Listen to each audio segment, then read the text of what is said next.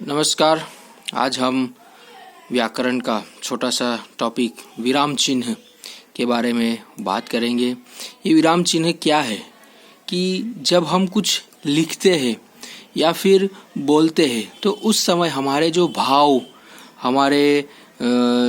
हमें जो भी कहना है उसके लिए हमारी जो भाषा की जो गति है, जो प्रवाह है, उसमें कहीं ना कहीं पे हमें थोड़ा बहुत रुकना पड़ता है। अलग अलग हाव भाव हमें प्रकट करने होते हैं। जैसे किसी को प्रश्न पूछना होता है, किसी की चीज़ के लिए हमें आश्चर्य होता है। तो इन सब चीज़ों को भाषा के अंदर एक नियमित रूप से, एक चौकस रूप से उसे अंकित किया जाता है। उसके हिसाब से हमें पता चलता है कि हमें यहाँ पे किसी को प्रश्न पूछना है या रुकना है या फिर यहाँ पे आश्चर्य की बात की गई है। तो ये सब बातें हमें विराम चिन्हों के द्वारा पता चलते हैं। तो आइए उन विराम चिन्हों के बारे में हम जानते हैं कि विराम चिन्ह क्या है। कि लिखते समय या बोलते समय भाषा की गति, प्रवाह और विराम, भाषा की गति, यहाँ पे आएगा अल्प विराम, गति, प्रवाह और विराम को व्यक्त करने के लिए विराम चिन्हों का प्रयोग होता है। कि हम जब लिखते हैं या फिर बोलते हैं तो उस समय भाषा की जो गति होती है, जिस गति से हम बोलते हैं, पढ़ते हैं, लिखते हैं, तो उसकी गति, उसका प्रवाह और विराम को कहीं कहीं पे हमें थोड़ा बहुत रुकना पड़ता है। तो उस विराम को व्यक्त करने के लिए विराम चिन्हों का प्रयोग होता है। तो ये उसकी परिभाषा हुई। आइए देखते हैं कैसे कैसे विराम चिन्ह आप लोगों को पढ़ने में आते हैं। कि सबसे पहले है अल्प विराम, जिसको हम इस सिंबल से पहचानते हैं। फिर आता है पूर्ण विराम, जिसको हम इस खड़ी रेखा से जानते हैं कि खड़ी रेखा यानी कि पूर्ण विराम का चिन्ह है। ये ऐसा कॉमा अर्थात अल्प विराम है। प्रश्नवाचक अर्थात क्वेश्चन मार्क जिसे हम कहते हैं। और यह है विस्मयादि बोधक चिन्ह, अर्थात कि जब हम कोई आश्चर्य होता है, हमें एकदम आनंदित, अचानक से हम आनंदित हो जाते हैं, आश्चर्य होने लगता है, तब ये विस्मयादि बोधक एक्सक्लेमेटरी चिन्ह जिसे हम कहते हैं वो यहाँ पे दर्शाया जाता है। तो इसे विस्मयादि बोधक चिन्ह कहते हैं। आइए अब एक एक करके हम ये विराम चिन्हों को समझते हैं कि इसका उपयोग कहाँ होता है। इसके उदाहरण देखते हैं। सबसे पहला है अल्प विराम। कि वाक्य में थोड़ी देर के लिए रुकने या शब्द को अलग अलग दिखाने के लिए अल्प विराम चिन्ह लगाते हैं। यानी जब भी हम कहीं कोई वाक्य पढ़ते हैं या कोई पाठ पढ़ते हैं, उसमें कहीं ना कहीं थोड़ी क्षण के लिए हमें रुकना पड़ता है। या तो फिर एक समान तौर पे उपयोग किए जाने वाले नाम जो भी है, उस नाम को दर्शाने के लिए हमें अल्प विराम चिन्ह का प्रयोग करना पड़ता है। उदाहरण के तौर पे हम देखें तो महेश, रमेश, गीता मुंबई घूमने गए। तो देखो, महेश और रमेश के बीच में हमने अल्प विराम चिन्ह लगाए, जहाँ पे हमें थोड़ा बहुत रुकना पड़ता है कि महेश, रमेश, फिर अल्प विराम, गीता मुंबई घूमने गए। ऐसे भी पढ़ सकते हैं, महेश, रमेश, गीता मुंबई घूमने गए, पर यह पढ़ने का सही तरीका नहीं है। सही तरीका है महेश, रमेश, गीता मुंबई घूमने गए। तो ये जो इनके बीच में लगा है, ये चिन्ह है अल्प विराम का चिन्ह। अंतिम जो शब्द होता है, अंतिम, उसके बाद हम अल्प विराम चिन्ह लगाते नहीं है। दूसरा उदाहरण देखते हैं। मुझे हिंदी, विज्ञान, गणित पढ़ना अच्छा लगता है। तो ये विषय है, ये नाम है। तो इन सबको दर्शाने के लिए या वाक्य में हमें रुकने के लिए अल्प विराम प्रयोग करना पड़ता है। तो ये अल्प विराम का चिन्ह है, बराबर है ना। देखो कितना इजी है। आगे है पूर्ण विराम, इससे भी इजी। कि वाक्य के पूरा होने पर पूर्ण विराम, ये है पूर्ण विराम का चिन्ह।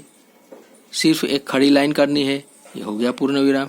पूर्ण विराम लगाते हैं कि जहाँ पे भी वाक्य पूर्ण तरीके से पूरा हो जाता है, वहाँ पूर्ण विराम लगाते हैं। जिस तरह से गांधी जी भारत के राष्ट्रपिता है, यहाँ वाक्य पूर्ण हो गया, यहाँ से नया वाक्य शुरू होगा, तो ये लगा पूर्ण विराम।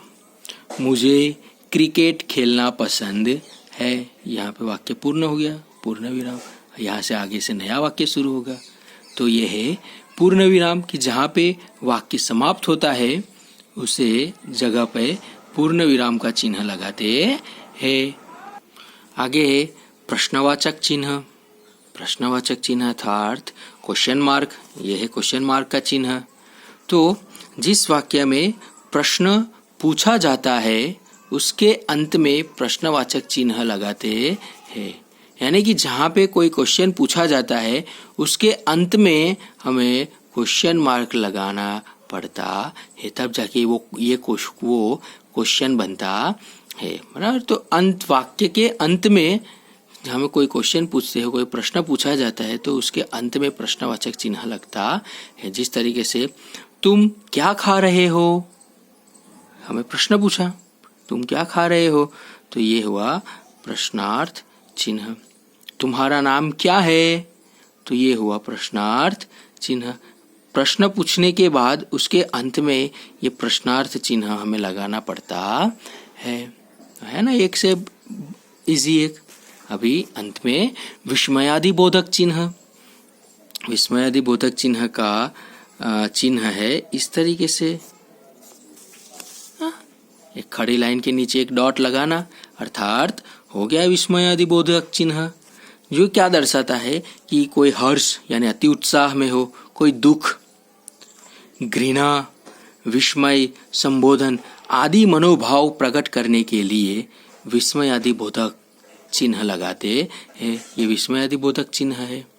अरे तुम आ गए, तो अरे के बाद ये जो चिन्ह लगा है ये है विस्मयादि बोधक चिन्ह। हर्ष, वाह कितना सुंदर पुष्प है, ये खुशी है ये। फिर कहते हैं ना, ओह ये क्या हो गया, ओह उसका पाँव कट गया, यानी वो दुख है, शोक है। तो ओह के बाद भी हम वो लगाते हैं, बराबर। तो ओह ये क्या हो गया,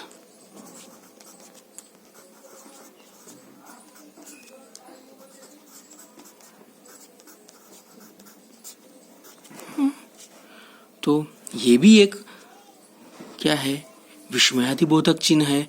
तो इस तरीके से जहाँ पे हमें कोई आश्चर्य हो एकदम, या कोई हर्ष उत्साह की बात हो, या फिर कोई शोक की बात हो, कोई घृणा हो, किसी के ऊपर क्रोध आए, तो ऐसे शब्दों को जब बोलते हैं तब उसके साथ हमें विस्मयादि बोधक चिन्ह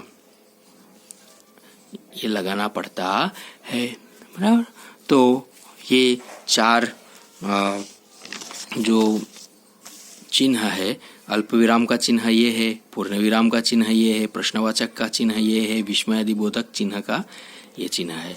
तो ये चारों के चार आपको पढ़ के तैयार करने हैं। इसके जो साइन है, इसके जो चिन्ह है, ये आपको याद रखने हैं। हाँ, परीक्षा में पूछे जा सकते हैं कि अल्प विराम का चिन्ह कैसा होता है, या फिर आपको चिन्ह दिया गया हो और बोला गया हो कि ऊपर दिए गए चिन्हों को पहचाने, जैसे कि ये चिन्ह दिया गया हो और क्या कि ऊपर दिए गए चिन्ह को पहचाने। नीचे चार ऑप्शन दिए गए होंगे, अल्प विराम, पूर्ण विराम, प्रश्न विराम, विस्मयादि बोधक चिन्ह। तो इस तरीके से आपको इसके चिन्ह, इसके नाम और ये कब प्रयोजन किए जाते हैं ये आपको ध्यान में रखना है। Okay, thank you. जय हिंद, जय भारत।